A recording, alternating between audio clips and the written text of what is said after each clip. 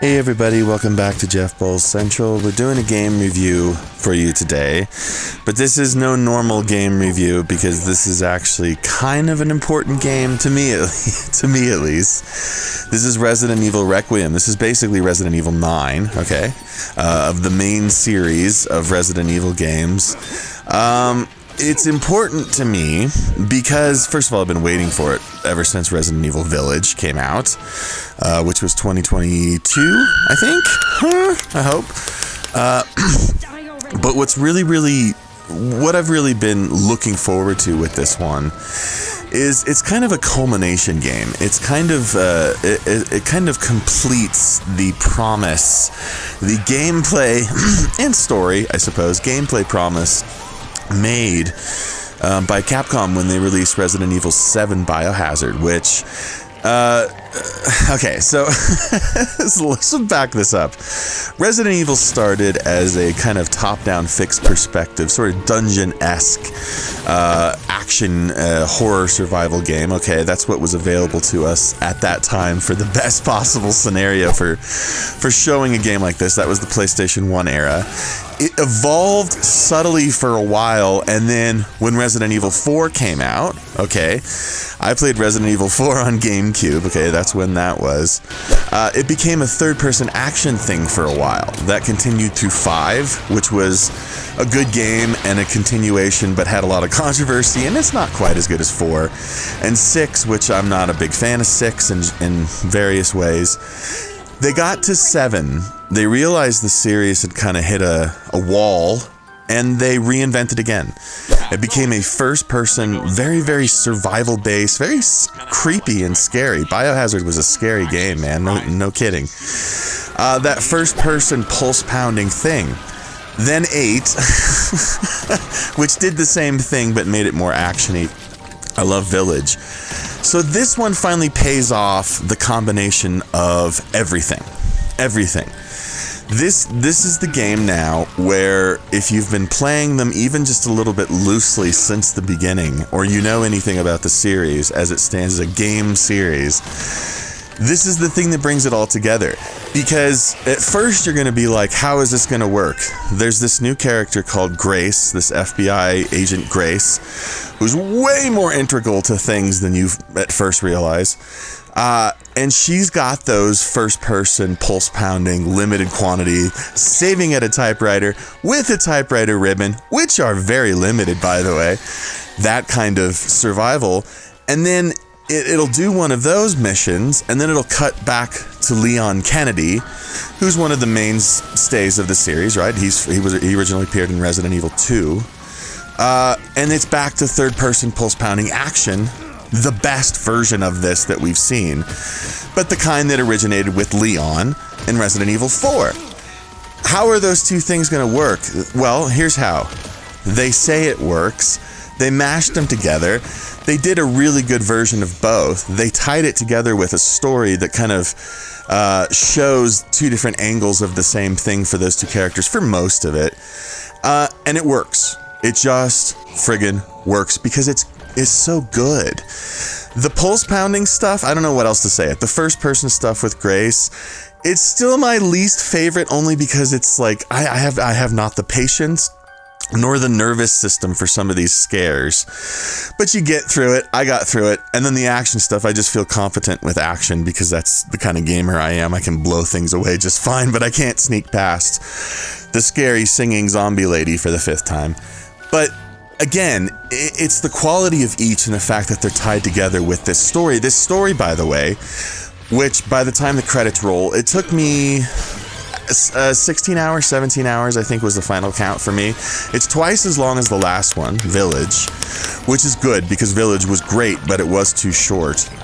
And by the time the credits roll on this thing, you understand, you could call it retconning, I suppose. You understand the whole Resident Evil storyline in a different way. And in fact, there's 2 different endings based on a choice you have to make, and one of them is really disappointing. That's the one I chose first. But immediately the game allows you to go back and try it the other way, and that's the one that's, you know, it's the good ending, right? But that's it, man. Action with Leon is gripping, wild. There's some scenarios in the Leon sections that are just crazy. Zombies with chainsaws. Zombies with chainsaws at flaming gas stations. Zombies with chainsaws in harpoons, in mortar fire. It's crazy the scenarios Leon gets into. Ditto Grace, but in a totally different way, because she's more about, running from the giant monster in the house, where you can't kill the monster. I mean, you can eventually, but not unless you get to that point in the game and the scenario is specific. It's running, it's hiding, it's scavenging, it's solving puzzles slowly. And that first-person thing that they invented for Resident Evil 7, it really is the oldest form of Resident Evil. It's the most like that, top-down. As far as atmosphere, it's obviously a very different perspective and a very different type of play. But I'm in love with Requiem. I really, really love this, and I am kind of a big fan. I always say this when I review something. I'm a big fan of this. It's because I'm a fan of a lot of stuff. I play and watch and consume and read tons and tons of stuff, nerdy stuff. I am a big fan of this series.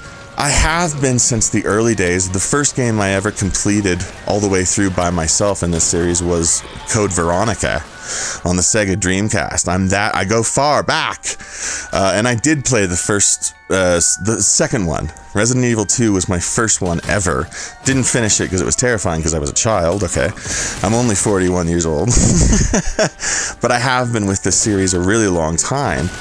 This is some of the best play I've ever had. It's satisfying as a longtime fan. It's satisfying as a new fan. It's satisfying as someone who liked 7 and 8 and who liked 4 and 5 and to a much lesser extent was okay with 6. It culminates. It really brings it all together and everything is so finely tuned. And I'll tell you something else. Some of this stuff is scary as hell. It's one of the scariest Resident Evil games. It's one of the longest Resident Evil games. If you don't play this game as a gamer, someone who considers themselves a connoisseur of the video game, the modern video game, you're losing out. But if you don't play it and you love Resident Evil, you're really losing out. This is a great one, and you get the distinct impression when you finish again the good ending, what I will call the good ending of the game. Resident Evil 10 is going to be a showstopper. You don't want to miss this one because they're building towards something big, okay? That's all I'll say there, and that's all I'll say on this game. It's like Capcom, they're just masters of this. And they've done so many different creative versions that have all really kind of worked, mostly, of this series, that to finally pull them all together in something that just speaks to it, that honors it, reinvents it, even, they're still inventive. And on top of everything else, it's just the perfect version of all of these things. It's basically a perfect Resident Evil game. Okay? And I so don't want to give it a 10. Everything in my body's like, don't give it a 10. There's no higher ceiling. You're saying it's the best there is. It's the best Resident Evil game. And I played them all, baby. And I can tell you, it's my favorite so far. And that is saying something. So Resident Evil Requiem gets a 10 out of 10. I don't give these out very often anymore. In the early days of the channel, I was a little too freewheeling with the 10, but you know what? Resident Evil 4 Remake got a 10 from me, and this is better than Resident Evil 4 Remake, so this gets a 10. This gets a 10. It's better than 8. It's better than 7. It's better than 5. Way better than 6. It's better than any of the remakes, 2, 3, 4. This is it, baby.